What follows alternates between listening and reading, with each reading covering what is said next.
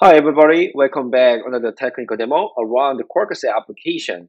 So today I'm going to really more talk about upside. As you know, I have a lot of video and technical demo around the Quarkus application development for more the developer standpoint. But today in this video, I'm going to showcase a little bit more the operation team perspectives, how to manage your Quarkus application with the Helm chart. So let me talk a little bit about what Helm chart is. So Helm is a software package manager, just like the Yum or DNF, a Linux operating system like a Fedora, which is simplify deployment of your application and services to Kubernetes cluster as well as OpenShift container platform. So Helm uses the packaging format named chart. The Helm chart is a collection of file which is describe the Kubernetes or OpenShift container platform resources like a service account or a service and deployment, build, etc. So a running instance of the chart in your Kubernetes cluster is called the release. So the new release is created every single time when chart is installed in the cluster. So each time across the chart is installed or even a release is upgrade or rollback, the incremental revision will be created along the way. So here are just a few key features when you use Helm. So Helm fundamentally provides some capabilities such as you can search through the large collection of the chart stored in the chart repository. You can also modify existing chart. You can also create your own chart with the OpenShift container platform or Kubernetes resources. And one of the good benefits of a Helm chart, you can have a packaging and share your application as a chart. Luckily, we're gonna use OpenShift container platform in a race version today. So let's get started.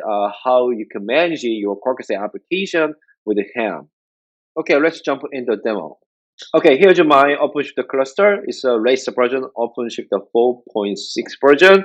And when you go to here's my sample application project, Quarkus-Ham, and then you can find any application here, deployment at this moment. And when you go to add in the developer console, and you can find the Helm chart as a catalog item, and then there's a Quarkus chart is already there. It's a raised one, still point 0.1, which means it's still developing.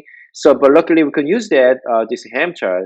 Once you click on Helm chart, you can find the prerequisite, specifically OpenShift container platform related to the secret, creating secret for more security capability using S2R builder or Docker-based image from external registry.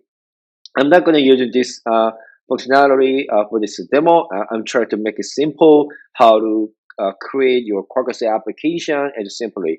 And here's some configuration as environment as a variable. So you can specify your image name, tag, or the build URL, in a reference like a Git repository and a context root, the context dir of your Git repository. We're going to use that thing, and you can actually use two different modes to build your application, like a JVM mode or a native compilation mode. This is a huge benefit of the Quarkus application to packaging your packaging and running on Kubernetes cluster like a container platform.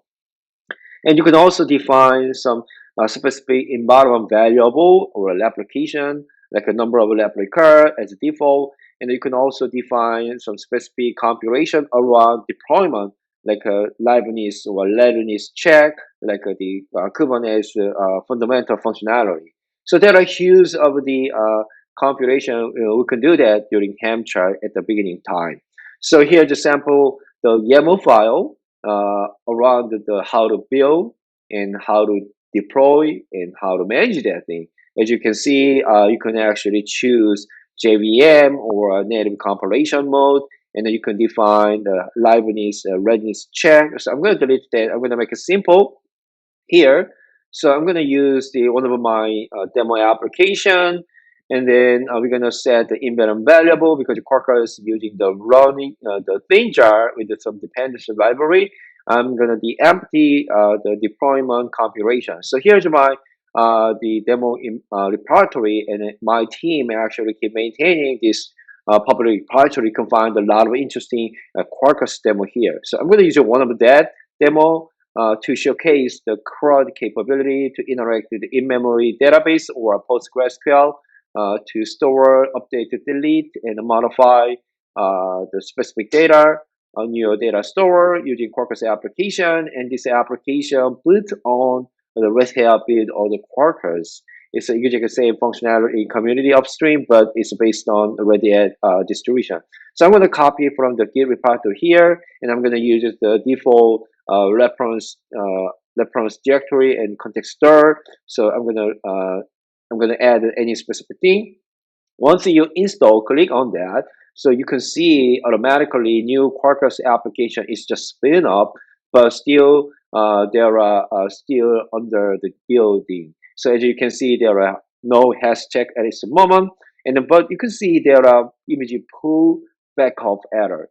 I'm going to show why you can see that error. When you go to Helm menu and then we'll go to release node, you can find that your deployment will report the error image pull or image pull backup until your application build is complete, which means you don't worry about this error until you complete your build application. So let's go back to topology view and then click on the running build icon. And then when you click on this icon, it's automatically redirect to our build logs here. As you can see, this is a Maven structure project on Quarkus, which means we need to download all dependency library from the Maven central repository. So when you go to the build menu, and you can find the build configuration, click on logs, and you can find this exactly same logs. Let's take a look at a little bit more the Helm chart here. So when you click on research in Helm chart, you can find all necessary resources just generated based on Helm chart. So build config and deployment and image stream and route URL and also service here. So this is a whole bunch of things. Let's take a look at the more build logs. It's already done or still keep doing that. Okay, so still download the application. I'm gonna move forward to waiting the application. Okay, so now we're gonna create the build image based on Quarkus image, and as you can see, so we're gonna use S2I process, and then once you create the container image based on Quarkus application, we're gonna push this image into internal container registry inside of the container platform with the image stream tab. So now you can see the Quarkus application running up, and just click on the view log, but in fact, your application, I mean, Quarkus application is still running, even though you have a complete dark blue circle on your developer console because you don't have any hash check. Okay, let's take a look at that. This Quarkus application running on JVM hotspot in the version 1.7.5, the final version already appeared on Quarkus to race 1. So you just need 13 milliseconds to 13 seconds to start up this application. When you click on route URL to access the endpoint, you can see the pretty nice web UI to-dos. So you can add some tasks. For example, I'm going to create a new demo about serverless, my new task for next week. And I'm going to update the Quarkus workshop to improve some Spring developer stuff. It's my new task as well. This is actually my task, by the way.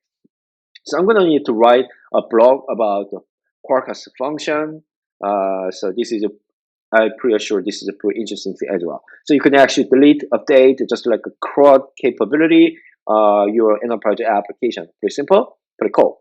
Okay, so we're gonna actually go to monitoring, developer console, obviously container platform, and there are a few paths. So let's take a look at that. Which path we need to take a look at that. So here the KXGPB is our actual Quarkus application path. And then you can find that in the CPU utilization. And next, in a 5-minute period, you can find it's a little bit rising. And then change the memory usage. And then the green, right green color is our actual Quarkus application of around 200 megabyte for memory footprint.